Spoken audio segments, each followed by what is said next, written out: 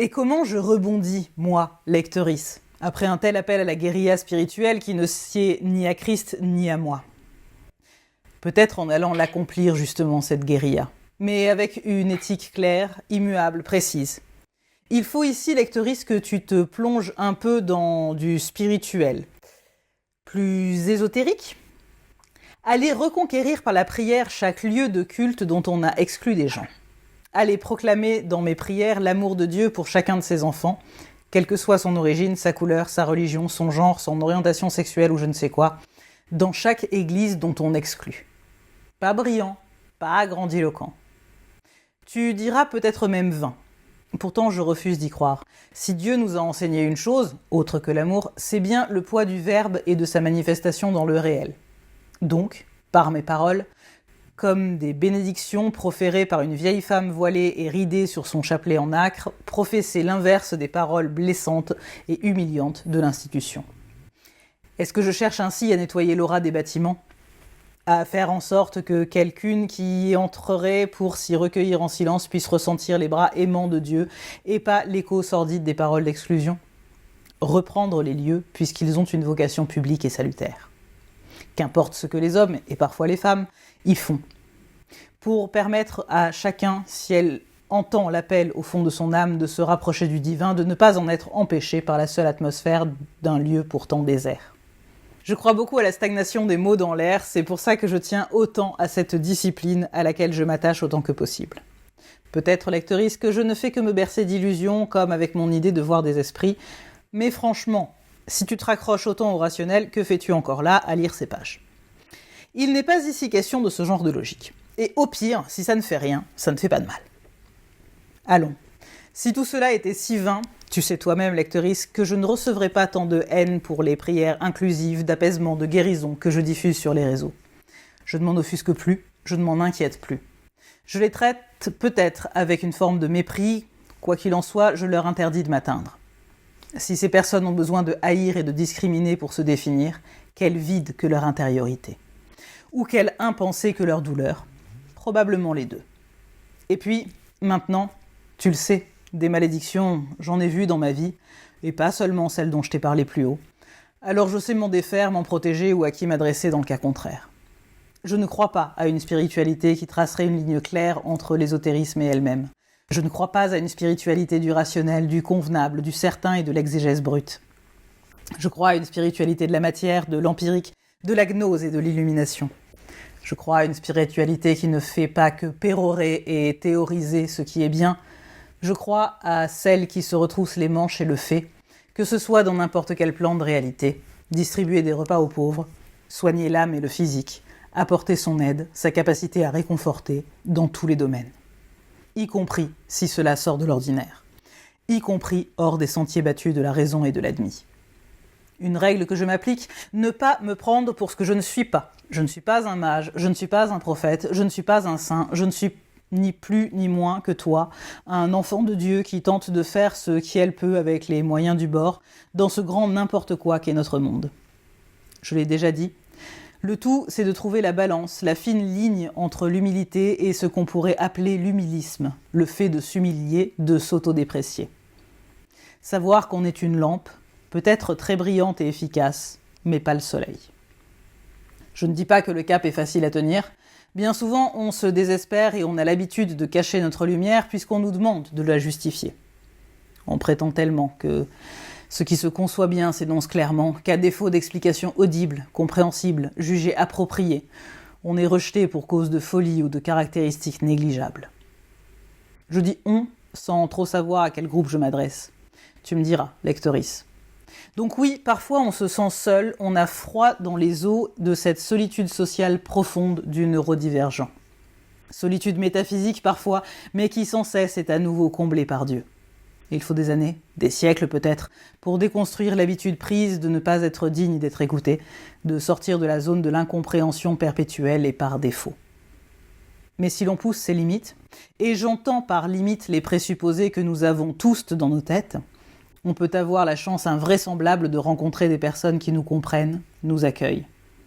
Après, il faudra regarder en face la culpabilité sociale engendrée par le fait que ces personnes ne sont pas notre famille, alors qu'elles nous connaissent si bien, si intimement dans nos trajets et nos manières de penser. Et je parle ici au sens strictement biologique et neurologique.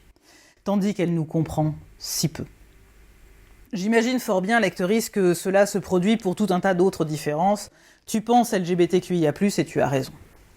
Il y en a sûrement d'autres qui ne me viennent pas à l'esprit à ce moment précis. Mais revenons à ce que je nomme solitude métaphysique.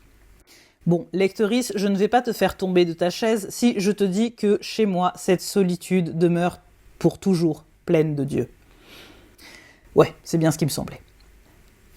Une thérapeute m'a dit un jour que si je m'accrochais tant à l'idée de Dieu, c'est parce que j'avais peur de cette solitude, besoin de me tenir à un ami imaginaire au lieu d'embrasser la nécessité vitale de me trouver une moitié qui comblerait toutes mes défaillances. Oui, il y a sur cette planète des thérapeutes qui promeuvent des relations de dépendance toxique, merveilleux, mais ce n'est pas le propos. Alors, peut-être que je m'imagine l'existence de Dieu pour combler cette solitude. Ce n'est pas ce que je ressens avec limpidité, cependant, ce que j'éprouve au plus profond de mon cerveau, de mon esprit, de mon âme et même de mon corps. C'est quand cette solitude absolue, qui provient de mon incapacité à rentrer en connexion véritablement avec autrui, ou plus exactement, incapacité à ne pas être dans une perpétuelle dissimulation de mon flux de pensée, une adaptation de ma verbalisation et de mes émotions, même à ce qu'elle peut entendre, une fixation si absolue et attentive de ce qui est et lui, que j'en oublie mon propre être.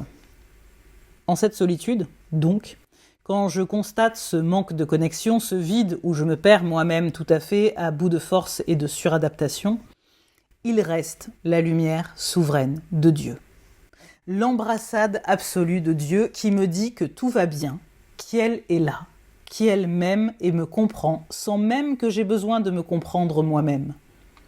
On tue un neurodivergent à lui demander comment Yel va. Yel ne saura jamais vous répondre. Vous n'arriverez pas à voir ce qui se produit dans sa tête et qui est ineffable.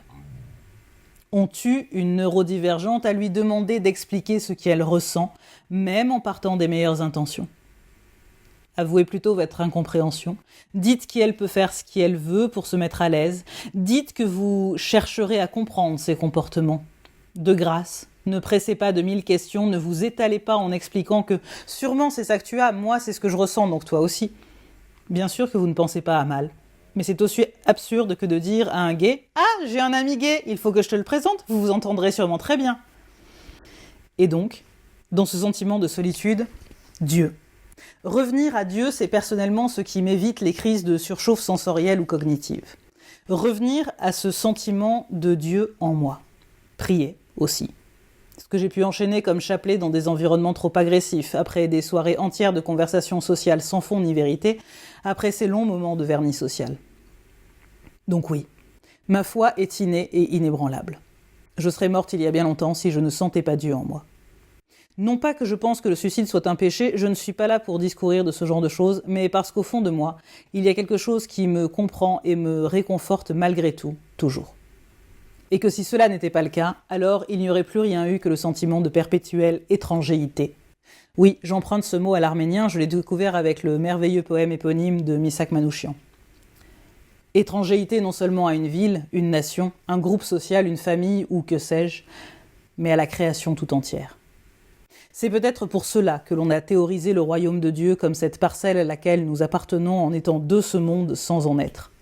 Peut-être que les prophètes, prophétesses, les théologiens, théologiennes des premiers siècles étaient tous neurodivergents et animés de ce même élan, cette même certitude. Pour expliquer enfin ce sentiment de solitude propre à l'étrangéité permanente, mais qui en soi trouve un chez-soi, qui pourtant dépasse pleinement les dimensions de soi. Oui, cette viscérale certitude de finalement ne pas être exilé d'un ailleurs, mais d'avoir et d'éprouver une terre promise au centre de soi, qui pourtant ne nous appartient pas, et est bien plus vaste. Comme venir d'un pays qui n'existe plus, mais savoir que nos souvenirs en resteront inchangés, qu'on retrouvera d'autres compatriotes, même si le monde et la poussière de l'histoire font disparaître cet état des registres. Peut-être, je n'en sais rien. Et puis, il y a quelque chose de très rassurant dans l'idée de Dieu en nous. Nous pouvons pleinement prendre nos responsabilités. Et celles des autres, car bien souvent, quand l'on est repéré comme intelligent et qu'on semble, pour les raisons évoquées plus haut, ne pas avoir d'émotions puisque nous ne les verbalisons jamais, avec plus de clarté. Non pas que l'on se considère comme envoyé de Dieu, Dieu nous en garde, mais bien plutôt que nous sommes peut-être plus à l'écoute depuis toujours de cette présence en nous et qu'elle nous parle plus fluidement, puisque nous n'allons pas lui faire l'affront de lui demander de s'expliquer. Plus d'instinct, plus d'intuition, peut-être. Parce que nous savons aussi que nous pourrions réfléchir plus longtemps, mais avec le temps nous avons acquis une certaine idée que cela nous fatiguerait, mais n'améliorerait en rien la première idée. Nous prenons donc, nous embrassons ces responsabilités que la vie nous donne, avec la passion de celui qui voit ce qu'il faut faire ou, à défaut, trouve très amusant de devoir apprendre de nouvelles choses et sait que l'échec n'existe pas réellement. Il n'y a que des possibilités de grandir et des signes de Dieu. De toute façon, elle est bien là, avec moi, à me tenir la main, non ?